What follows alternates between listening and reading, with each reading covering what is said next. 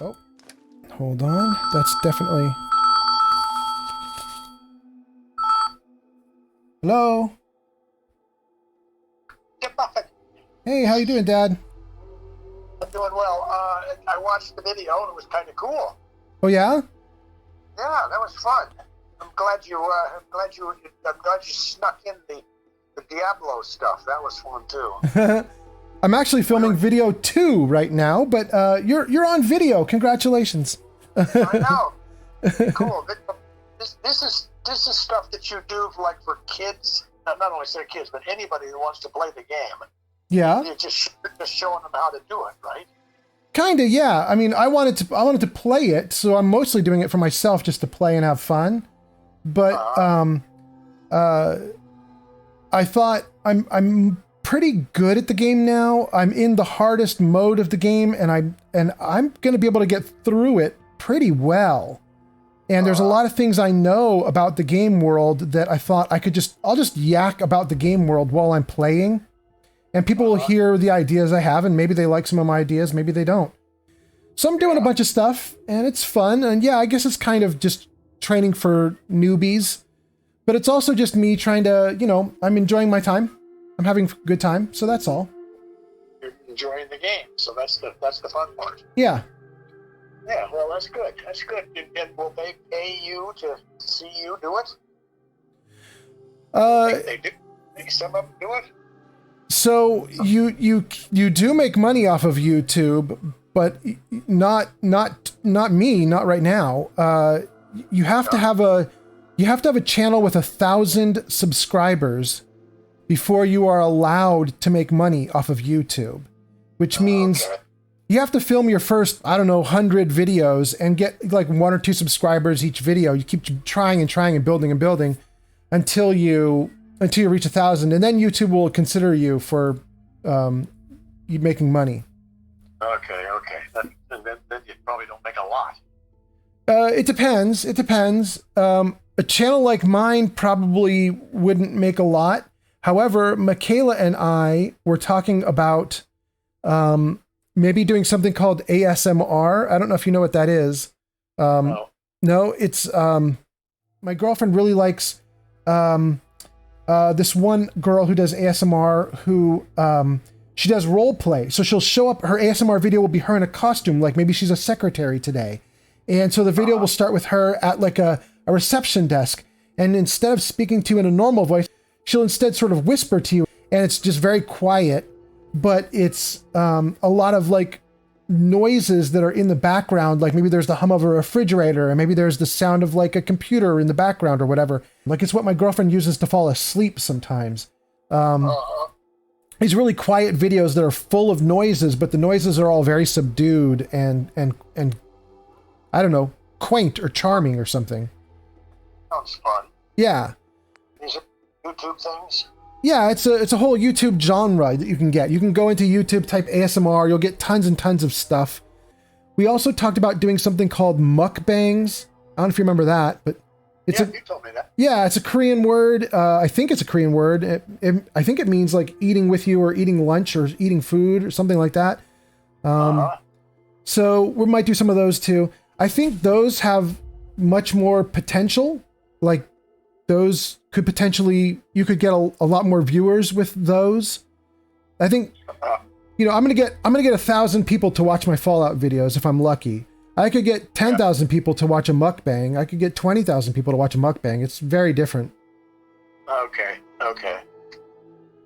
Well, are you working on the mukbang thing? We haven't done anything yet. I'm literally doing my first couple of videos right now, so you're catching us right in the very starting phase. We barely have done anything. We barely know what we're doing. Well, the good news is I watched the whole thing last night, stayed up till midnight to watch the thing. Oh my gosh. I hope you gave me a like on the video, Dad. That's very nice of you. I'll go back on there and do that. I forgot to do that. Thanks. Yeah, no, I forget that's the kind of thing. Anyway, it was kind of fun. And then I am looking forward to the next one where we go into the Jesus. Yeah. Yeah. I'm tired of the roaches. Yeah. Well, so far in my filming, I've already had, I think, 3 fights, so it's already been a little bit interesting. You know, to be honest with you, I'm partly doing this because of our talks about AI, believe it or not.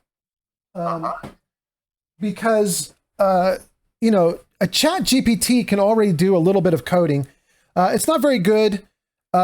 You cannot replace an employee with chat GPT.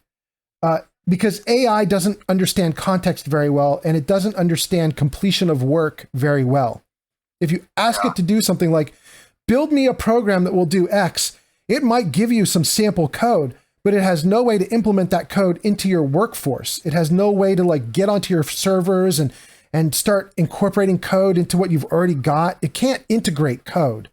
So can it do everything that you need, and all you have to do is whip it together, and then you've got to take off some of the workload? It can conceivably take care of some workload, yes. It can offset some work. You can go to ChatGPT and say, you know, I need a recursive loop that will go through a database and do blah, blah. And you can tell it what you need, and it will give you sample code. But you then have to evaluate that code. One of the big problems with ChatGPT is sometimes it doesn't give you real code. It will give you what they call pseudocode, or like the thought of code, the concept of code. And so sometimes it will give you code and you're like, but that's not how actual programming works. This is very weird. And so you constantly have to be on the defensive when you use ChatGPT or these other programs, because you don't really know what you're getting. You can't just dump whatever they give you into your code base, because if you do, it'll just blow things up.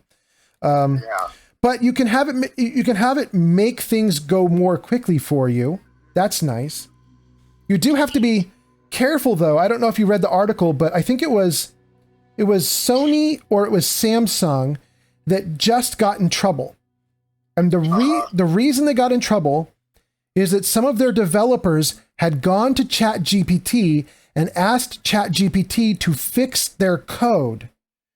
And so ChatGPT asked for the code to fix. They gave it to ChatGPT. ChatGPT then fixed their code, so that's nice. But at that point, it was in ChatGPT, and apparently other people found the proprietary and private and secret code of Sony or Samsung. I don't remember which business it was. And so people were like, hey, you guys might want to know that your code is actually getting out into the wild. And so they quickly had to shut it down. So you have to be really careful with this stuff. You know? But anyway, the whole point I was going to make was I started to do stuff on YouTube because, well, first of all, it's fun. I'm basically doing recreation. I'm having a good time playing a game, and I'm going to make videos out of it, maybe get a small audience. That's nice. But also, it's good learning experience. I'm doing something new in my life. I'm in my 50s, and I'm trying something new, and it's nice just to have a learning curve where I don't know what I'm doing, and I'm trying to stumble through. It's kind of interesting. And then on top of that, it could conceivably be protection from AI, conceivably. You know what I mean? Like there's another income stream, potentially, maybe if I get lucky. And if that income stream works out, then if something goes wonky with my coding because AI is like making me obsolete, right, I would have another source of income. Yeah, no, that makes sense. Yeah.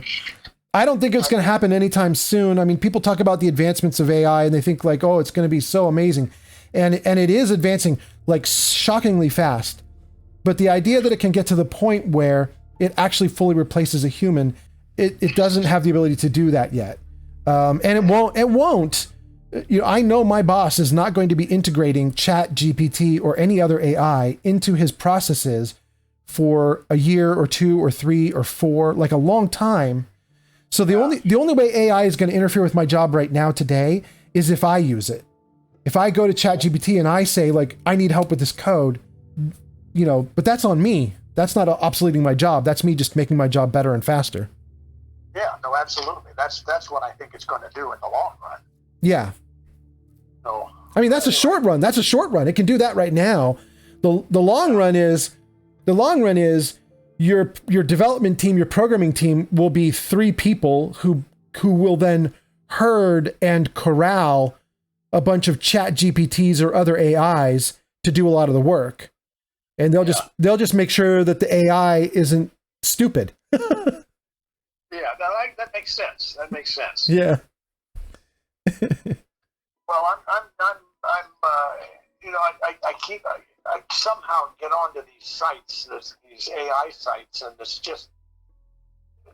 just looks to me like they're going so fast. Yeah. I mean, I didn't even learn about GPT until about 2 or 3 months ago, and now it's everywhere, and it's way past GPT. Right.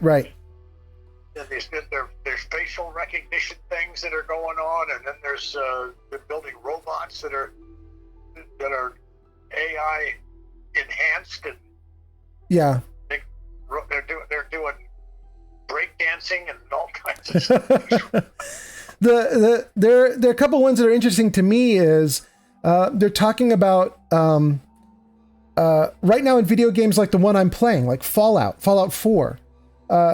There are a lot of people you can talk to, but right now all the people in the game world are just the pre-programmed characters that the developers put into the game world, and they each of those NPCs or little characters has, a pre-programmed set of things it can say to you. And if the developers did a lot of good work, maybe there's 10 or 20 or 30 or 40 things they can say to you, like a lot of things, but it's still finite. It's still whatever they pre-programmed. Right. But they're talking about converting those NPCs to be little bits of AI.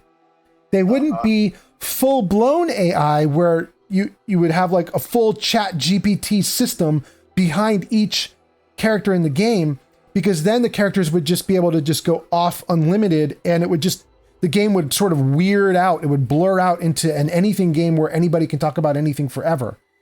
But they are talking about doing little tiny bits of AI, very limited in scope, where the AI knows about its immediate area. It knows about, like, for example, the town of Sanctuary that I'm going back into. And it knows that the town was hit by a bomb. And it knows that it's been like a number of years since the bombs fell. So it has all sorts of info that it can talk about, but it's all limited in scope to its immediate area.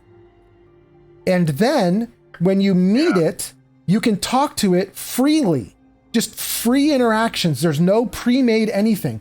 You come up to it. You might not even need to type a question. You might just speak into your microphone and say, "Hey, what can you tell me?" And then they can start talking to you.